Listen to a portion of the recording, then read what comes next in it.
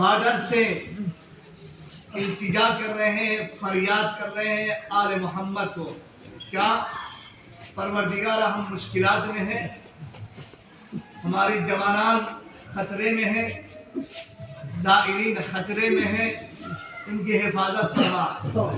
ये इल्तिजा करने आए हैं आप में, तवस्सुल यही है, आले मोहम्मद से तवस्सुल ले लें, इंशाअल्लाह आपकी सारी मुश्किलात हल हो जाएंगे। लेकिन शर्त अव्वल यही है कि इंसान जब भी इबादत करते हैं, इंसान जब भी ज़ियारत के लिए आने का इरादा रखते हैं या इरादा रखती है, तो वो दो चीज़ें अंजाम दे दे। एक चीज़ को शिकस्त देना है, एक चीज़ को ताकत देना है। रूह को ताकत देना है, नफ्स को शिकस्त देना है। ये नफ्स को शिकस्त देंगे तो आपकी ज़ियारत कबूल हो जाएगी इंशाअल्लाह। माशाअल्लाह, आपकी इबादत कबूल हो जाएगी। आलम इस्लाम में, तारीख़ तशय्युअ में, तारीख़ इस्लाम में इंसान के लिए दो चीज़ें दी हैं, एक रूह, एक नफ्स। अल्लाह आप और मुझे ये सवाल कर रहे हैं, अम हसिबतुम अन तदखुलुल जन्नता वलम्मा यअलमिल्लाहु अल्लज़ीना जाहदू मिनकुम व यअलम अस्साबिरीन। क्या तुमने ये ख्याल किया है कि तुम जन्नत में चले जाओगे, जबकि अल्लाह ने ये मालूम नहीं किया है कि तुम में से जहाद करने वाले कौन है और सब्र करने वाले कौन है। जहाद फी सबीलिल्लाह किसे कहा जाता है? तारीख में आया है, तारीख तशय्युअ में आया है। जहाद फी सबीलिल्लाह उसे कहा जाता है जब कोई इंसान अपने नफ्स से अम्मारा पर, सबसे नजिस तरीन नफ्स, खतरनाक तरीन नफ्स जो इंसान को ज़लालत की तरफ ले जाता है,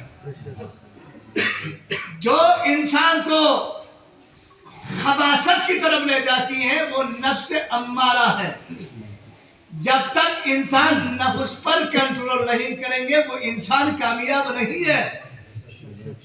वो जवान, वो खवातीन, वो अमायतीन, वो सादात इज़ाम, वो उलमाए किराम, वो तुल्लाब इज़ाम, वो लेगरान, वो बहादुरीन, वो इम्तियाज़ात के मालिक शख्सियत जब तक नफ्स अम्मारा पर कंट्रोल न करे वो उरूज का सफर नहीं कर सकता, मेराज की तरफ सफर नहीं कर सकता।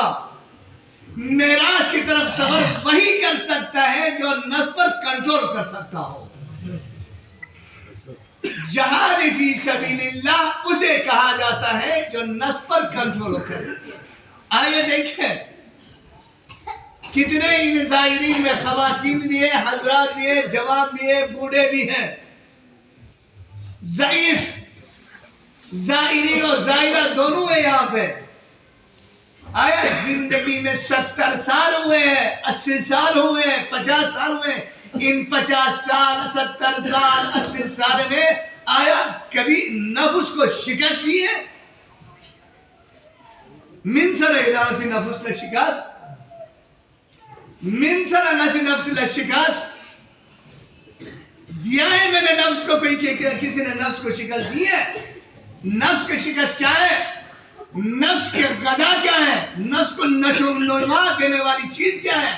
नफ्स को नशो नुमा देने वाली चीज, नफ्स की गजा झूठ, तोहमत, डाका, जनी, गैबत, गिना, बुहतान, इल्जामात, ये सारी चीजें नफ्स की ज़रूरत। रोजमर्रा जिंदगी में आए रोज झूठ, तोहमत, डाका, जनी, गैबत, गिना, गैदरिंग के अंदर गाली को गुलोश, ये सारी चीजें, ये सारे नफ्स की गजा है। अल्लाह फरमाते क्या तुमने ये ख्याल किया है कि तुम जन्नत में चले जाओगे? ख्याल है जन्नत में बसनी वाला कभी सोचा है, कभी फिक्र किया कि मैं जन्नत में चला जाऊं?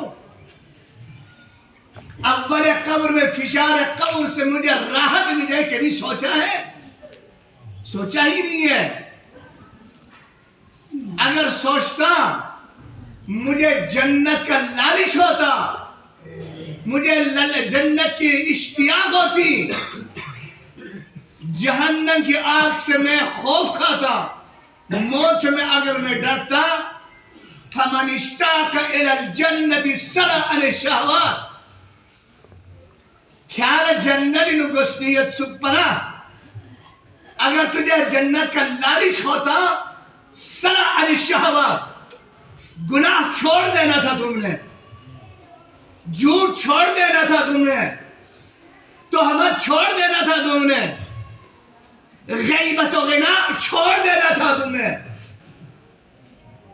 یہ ساری چیزیں کیا ہیں؟ تجھے اشتیاق نہیں ہے، تجھے لالچ نہیں ہے جنت کا، جنت کا شوق نہیں ہے. اگر شوق ہوتا یہ ساری چیزیں چھوڑ دیتا. فمن ارتقب الموت الى سار الى الخیرات. اگر میں موت سے ڈرتا، حادثاتی موت سے بھی، طبی موت سے بھی، جو بھی موت ہو، انسان اگر موت سے ڈرتا ہے، جہنم کی آگ سے اگر ڈرتا ہے، سارا الی الخیرات، اچھے اچھے کام انجام دیا کرتے ہیں. کتنے اچھے کام انجام دیا آپ اور میں نے، کتنے بیواؤں کی دیکھ بھال کی آپ اور میں نے، کتنے امام بارگاہوں کی مدد کی آپ اور میں نے، کتنے زمینیں اماموں کے نام پہ کی ہے آپ اور میں نے، یتیم کے سر پہ دست پہ شفقت کتنوں نے رکھا ہے، کسی نے بھی نہیں رکھا ہے. شاید نادر کسی میں ایمان قوی اگر آگئے ہیں تو کسی نے یتیم پہ دست پہ شفقت رکھی ہو. یہ چاہتے ہیں روح کی غذا ہے. روح کی غذا کیا ہے؟ روح کو نشو و نما دینے والی چیزیں کیا ہیں؟ روح کو تقویت دینے والی چیزیں دعائیں. یہ مجالس ہے، یہ مرثیہ ہے، یہ قصیدہ ہے، یہ ذکر آل محمد ہے، یہ زیارت عاشورہ ہے، یہ دعائے عرفہ ہے، یہ دعائے حمزہ شماری ہے، یہ دعائے عرفات میں جو پڑھتے ہیں یہ دعا ہے، یہ ہے دعائے کمیل ہے، دعائے جمعہ ہے. زیارات ادبات مقدسات پہ جا کر آل محمد کے ذریعوں پہ جا کر دعا مانگی ہے، فرض مرثیہ پڑھے ہیں، فریاد کی ہے. یہ روح کی تقویت ہے، یہ روح کی غذا ہے. پر محمد و آل محمد صلوات.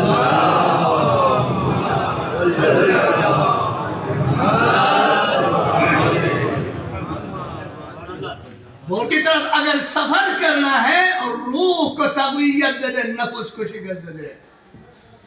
آئیے نفس کو شکست کس طرح دینا ہے اور روح کو تقویت کس طرح دینا ہے. آل محمد سے پوچھیں، انبیاء سے پوچھیں، اوصیاء سے پوچھیں، اولو العزم پیغمبروں سے پوچھیں. لیکن ان سے پوچھیں چھوڑے، اپنی جگہ پر رکھ لے. لیکن آل محمد کے ایک ادنا سے غلام سے پوچھیں نفس کو کس طرح شکست دیتے ہیں، روح کو کس طرح غذا دیتے ہیں. متوکل عباس اسلام کا بدترین دشمن، چھوٹے چھوٹے باتوں پہ آل محمد کے سر تن سے جدا کیا کرتے تھے. تکفیری گروہ تھے. شاید علی ابن ابی طالب کو کفر کا فتویٰ لگاتے تھے. وہ زمان ابھی بھی ہے. آج تکفیریوں نے جب کارروائی پہ پھر حملہ کیا. کیوں؟ ان کا تقصیر کیا ہے؟ ان کا گناہ کیا ہے؟ ان کا گناہ یہ ہے کہ وہ محب اہل بیت ہے. یا علی ابن ابی طالب کی امامت کو ماننے والے ہیں.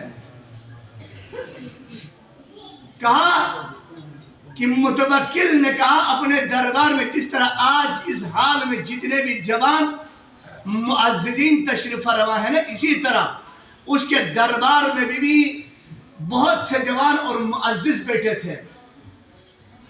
کنار پہ ایک کرسی لگا ہوا ہے، اس کرسی پہ ایک عالم دین بھی بیٹھا ہوا ہے. متوکل نے کہا اس عالم دین کو اس کرسی سے اٹھاتا ہے، اٹھا کے سوال کرتا ہے، عالم دین آیا تیرے نزدیک میرے بچوں کا رتبہ زیادہ ہے یا پیغمبر اسلام کے دو نواسے حسن و حسین کا رتبہ زیادہ ہے؟ دیکھیں ایک وقت کا بادشاہ، ظالم ترین بادشاہ، ایک عالم دین سے غلط فتویٰ لینا چاہتا ہے، توجہ میرے ساتھ، ایک بادشاہ کہے اٹھے اور بادشاہ کے اولادوں کا تعریف کرے، لیکن وہ عالم دین تھا۔ اگر اس دور کا عالم ہوتا، اس دور کا ملا ہوتا، اس دور کا شکم پہ نفس پہ کنٹرول نہ ہونے والے اگر علماء ہوتے تو وہ بادشاہ کے اولادوں کا تعریف کرتے، لیکن یہ عالم دین تھا، پرہیزگار عالم دین تھا، باتقوا عالم دین تھا۔ یہ عالم دین اپنے جگہ سے اٹھتا ہے، چاروں طرف دیکھتا ہے، کیا دیکھتا ہے؟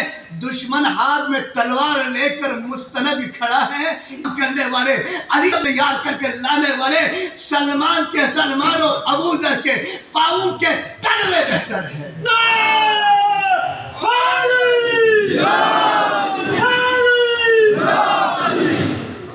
محمد کا تعریف کرو، آل محمد کی محبوں کا تعریف کرو، آل محمد کے غلاموں کا تعریف کرو، تاکہ تجھے دنیا بھی مل جائے، آخرت بھی مل جائے۔ یہ سفر آپ کے لیے ذخیرہ آخرت ہونا چاہیے، یہ سفر روح کو تقویت دینے والی سفر ہونی چاہیے، نہ کہ یہ نفس کو تقویت دینے والی سفر۔ بس اس عالم دین سے، اس متوکل کی سوال سے آپ شاید سبق لیا ہوگا کہ نفس کو شکست کس طرح دینا ہے اور روح کو تقویت کس طرح دینا ہے۔ اگر روح کو تقویت دے دی وہ انسان کمال ہے، خوشا بحال ہے، وہ انسان دنیا میں بھی خوشا بحال، آخرت میں بھی خوشا بحال۔ آئیے جوانوں، روح کو تقویت دے دیں، نفس کو شکست دے دے۔ آئے امام موسیٰ کاظم سے پوچھے، کاظمن جا کے آئے ہیں نا؟ شاید زندان دیکھ کے نہیں آئے آپ۔ 14 سال زندگی قید میں گزارنے کے بعد زندانبان نے ایک دن اپنے حجرے کے اندر امام موسیٰ کاظم کو دعوت کر کے لے گئے۔ چوکیدار نے اپنے کمرے کے اندر زندان سے نکال کے اپنے کمرے کے اندر دعوت کر کے لے گئے، چائے پانی کے لیے۔ غور سے سنیں، نفس کو کس طرح مار ڈالنا ہے آل محمد سے پوچھے۔ یہ ملت تشیع، یہ مذہب شیعہ آپ اور مجھ تک کیسے پہنچا ہے یہ دیکھیں، اس کی آبیاری کس طرح آل محمد نے کیا ہے۔ آل محمد سے پوچھے نا، آل محمد کی کردار سے پوچھے نا، آل محمد کی چاہو چلن سے پوچھے نا کہ اس مذہب تشیع کو کس طرح بچایا۔ امام موسیٰ کاظم کو اپنے حجرے کے اندر لایا، بسترے بچھائے، چادریں بچھائے، کھانا لے کے آیا، عیش و عشرت رکھا۔ کھانا تناول کرنے کے بعد امام موسیٰ کاظم آدھی رات میں وقت ہو گئی نا، تو امام موسیٰ کاظم نے زندانبان سے کہا، اے زندانبان، اے محب آل محمد، ہمارے ساتھ محبت رکھنے والے شخص، مجھے اپنے زندان میں واپس لے جا۔ میں میری زندان میں لوگ سے تھنچو مولا کیا ہوا؟ زندان میں آل محمد کو دشمنوں نے آل محمد کو ایسے جگہوں پہ بٹھایا گیا ہے جہاں پہ حشرات بیٹھنے کے قابل نہیں ہے، حشرات بیٹھنے کے قابل نہیں ہے۔ جوانوں، نہ صحیح طرح سجدے میں بیٹھ سکتے ہیں، نہ قیام میں، نہ سجود میں۔ زندانبان نے کہا، فرزند رسول، زندان میں آپ کے لیے اذیت ہے، کیوں آپ زندان میں جانا چاہتے ہیں؟ امام موسیٰ کاظم نے فرمایا، اے زندانبان، میں نے میرے پروردگار سے التجا کیا تھا، پروردگارا تیری عبادت کی لذت کو حاصل کرنے کے لیے، تیری عبادت کرنے کے لیے، تجھ سے عبادت ارتباط قلبی پیدا کرنے، مجھے خلوت جگہ عطا فرما، لہذا خالق کائنات نے مجھے زندان عطا کیا، مجھے زندان میں لے جا۔ مجھے تیرے گھر میں میرے روح کو شکست مل رہی ہے، نفس کو غذا مل رہی ہے، لیکن زندان میں میری روح کو تقویت ملے، یہ نفس کو شکست مل رہی ہے۔ دیکھیں من یہ زندان پر یہ روح پر اذیت ہون یہ روح پر طبیعت ہونیت نفس پر شکست ہونی یا مسلم یہ جوان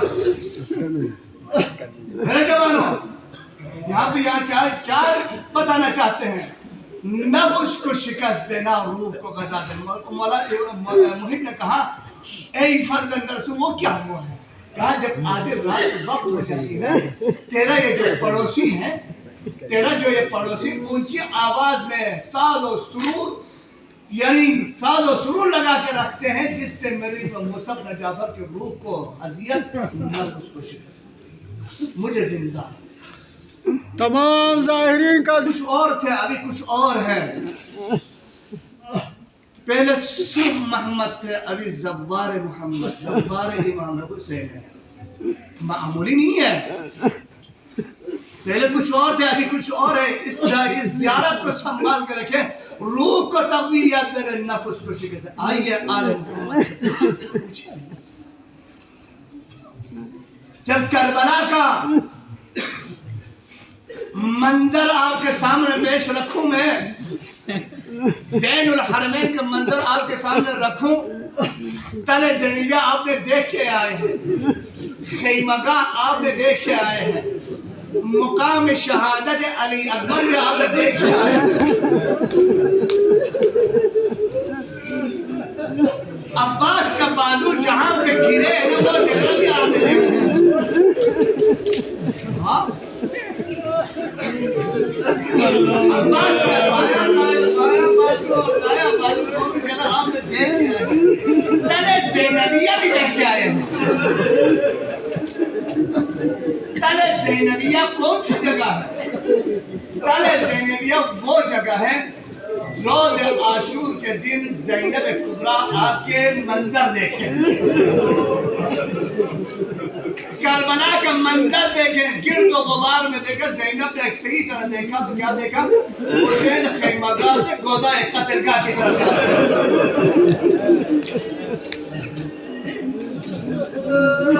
زینب اسی طرح زینبی کے دقت میں سے نگاہ بس جملے اس پاس جملے اس تو جملے آخر میں بھی مسلموں میں فرینی جواب گروہ پاکستان گروہ فرین جملے اس آخر پہ نواجی جواب جاوید تو مجھے دلہ انشاءاللہ آل محمد پر مصیبتیں آئی ہیں نا اس کا انتقام لینے والا بھی ہے اس کا انتقام لینے والا پردہ غیب سے آئے گا اور سب سے پہلے قبر زہرا پہ جائے گا